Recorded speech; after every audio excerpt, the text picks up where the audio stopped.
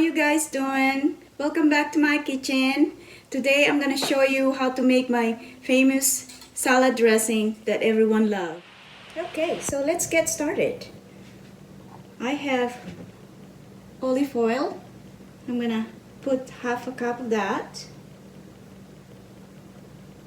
I'm gonna double the recipe, so this half a cup of olive oil. And then I have rice vinegar over here. I'm gonna put 6 tablespoons. Then I got some sesame oil.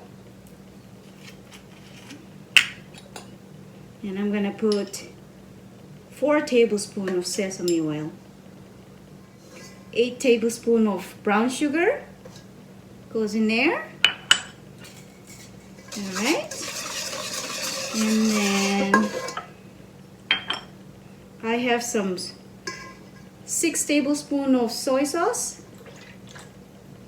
Okay. This dressing is so simple and it's really delicious. You can use them for marinating your chicken or drizzle them with your grilled vegetable. We use this a lot with our Asian chicken salad. How easy is that? So what you do now is I'm gonna scoop them up and put them in this bottle, and either you can leave it on the counter or you can put them in a refrigerator.